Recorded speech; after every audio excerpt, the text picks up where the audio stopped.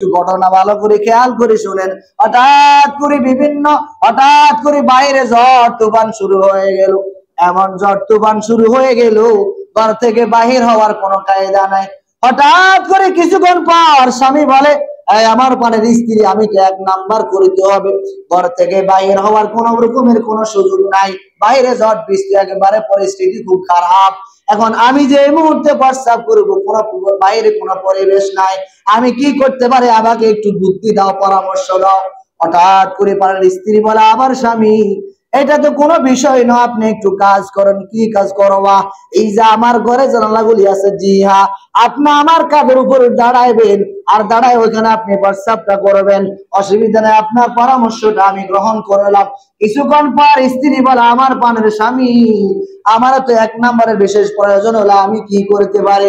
বাইরে ঝড় তুফান, বাহির হওয়ার কোনো পরিবেশ নাই, বাইরে যাওয়ার কোনো পরিবেশ নাই, প্রস্রাব করার কোনো পরিবেশ নাই, একটু বলেন তো, পরামর্শ দেন তো, এই মুহূর্তে আমি কোথাও জরুরতটা সারাইতে পারি, আমি 1 নাম্বারটা কোথায় করতে পারি?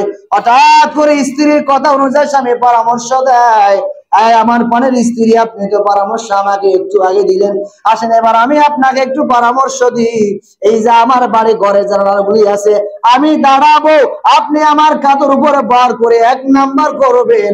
আচ্ছা বলেন তো, স্ত্রী যখন 1 নাম্বার করবে, ওই যে গাদার ঘরের গাদা বল, এই 1 নাম্বার গুলি তো তুই ওইখানে দাঁড়ায় খেতে হবে, কারণ ওর 1 নাম্বার তো বাইরে যাবে না, ওর 1 নাম্বার প্রস্তাব গুলি তো তোর মাথার ভিতরে পড়বে, দাঁড়ায় তো তুই খেতে হবে।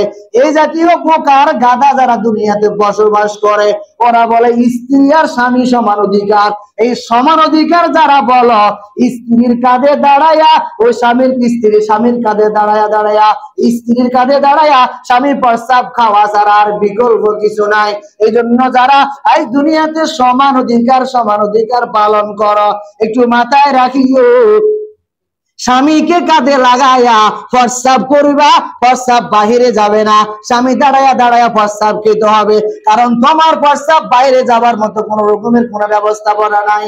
যারা আজ সমান অধিকার পালন করো, এই যে রাস্তায় চলাফেরা করো, মাঝে নিজের মন মতো চলাফেরা করো, মাথার মধ্যে কাপড় নাই, মাঝে দেখা যায় একবারে টেরি বেড়ে কি কতগুলি গায়ে দেয়, এদিক দেখলে ওদিক নাই, ওদিক দেখলে ওদিক নাই। হঠাৎ করে কয়েক বছর আগে আমি এক খলিফার দোকানে বসে আছি, একেবারে মোটা একজন মহিলা আসে, খলিফাকে বলে, খলিফা 10 গিরা দিয়ে ব্লাউজ সিলাইবা। খলিফা বলে, 10 গিরা না 14 গিরা দিয়ে তো আপনার ব্লাউজ হবে না। ইস্তাগফির মাউত, আমি যা বলছি তা করবা, আমার ডিসিশন, টাকা আমার, কাপড় তোমার, তুমি কাজ করবা, আমি টাকা দিব। ইয়েস ম্যাডাম, ইয়েস, আপনার কথা থাকবে, কোনো সমস্যা নাই। এখন দেখা যায় যখন মাঝে হুজুর দেখে, ডান দিক টানলে বাম দিক নাই, আবার বাম দিক টানলে ডান দিক নাই, আপনাকে এই জাতীয় ব্যক্তিত্ব আর বেয়াদবি মার্কা কাপড় পরিধান বলতে কইছে কেটা? আপনার তো স্বামী তো আপনাকে শাড়ি দিলে পছন্দ হয় না। দেখবেন মাঝে কিছু চালাক মহিলা আছে, স্বামী পছন্দ করে 5,000 টাকা দিয়ে শাড়ি নিয়ে আসলো, এই বলে এটা আমার কাছে পছন্দ নয়। দোকানদার বড় চালাক, ভাবি আসবো, চা দেন আর কেক দেন, পিছনে বসায় দিল, চা আর কেক দিল, কাপড়ের দাম 100 টাকা, বলে ভাবি আপনার জন্য 500 টাকা। এখন যখন বাড়িতে আনলো, স্বামীকে বলে, দেখেন তো কত সুন্দর এক শাড়ি নিয়ে আসলাম, আপনার চাইতে অনেক ঝিকঝাক লাল লাল আর লাল, কত সুন্দর সবুজ কালার, লাল কালার, একবারে দেখতে সুন্দর লাগে। স্বামী বলে, কত টাকা কম? মাত্র 500 টাকা। আমি যে 5,000 টাকা দিয়ে এত সুন্দর কাপড় আনলাম, আমার এটা পছন্দ না, আর 100 টাকার শাড়ি 500 টাকা দিয়ে আনিয়ে বলে আমার এটা বড় সুন্দর। দাজ্জাল মার্কা মহিলা, কবরে যাইগো পাবি না, ওই কবরে ঢুকার পরে ফেরেশতা বাঁশের লাঠি দিয়া পিটা শুরু করবে। তার ভাইরা, যখন তোমার স্বামী মারা যাবে, স্বামী মারা যাবার পর আর কারো কাছে তোমার ঠাঁই নাই, এখন তো স্বামী তোমার কাছে বড় বোঝা মনে হয়, ভালো লাগে না, কেমন সমস্যা। আরে বেটা, দুনিয়াতে এত পাগল, 10 দিন বিছানা শুয়ে দেখো, স্বামী বলে, স্ত্রী বলবে গেটা উঠ, তাড়াতাড়ি কবর নি পালা, এটা বাড়িতে রাখা যাবে না, বড় ডিস্টার্ব। যার জন্য এত মায়া, ও বলে তোমাকে আর ভালো লাগে না।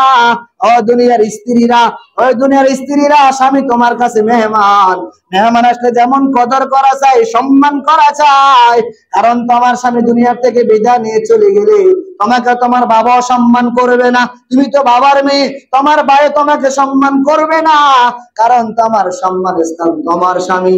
এই জন্য আল্লাহর হাবিব রাহমাতুল লিল আলামিন বলেন, আমি যে দুনিয়াতে আমার পরে কোন মহিলাকে সিজদা করার জন্য বলতাম, তো আমি আল্লাহ পাকের হাবিব রাহমাতুল লিল আলামিন প্রত্যেকটা স্ত্রীকে বলতাম স্বামীকে সিজদা করো। এত দাম, এত দাম, এত দাম। আজ অনেক মহিলারা স্বামীকে 2 টাকার দামও দেয় না, একটা বললে 2টা বলে, একটা মারলে 2টা মারি দেয়। আজব কথাবার্তা।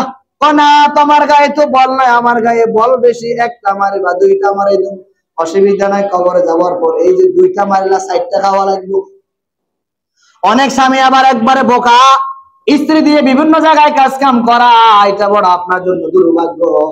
আচ্ছা বলেন তা, আপনার স্ত্রীটা আপনার জন্য বড় সুরক্ষার বিষয়, আপনার স্ত্রী আরেকজন দেখবে, এটা কেমন কথা? আপনি তাকে একটু পর্দা রাখেন না কেন মিয়া? এখন আপনি যদি বলেন হুজুর পর্দা রাখা যায় না, আপনি কি করবেন? মার্কেটে পাঠাই দেন, দোকান দিয়ে দেন, ব্যবসা করুক, নদীতে পাঠাই দেন, জাল নিয়ে দেন, এটা কাজ করুক, দোকান একটা দিয়ে দেন, দোকান করুক, সবাই দেখুক, সমস্যা কি?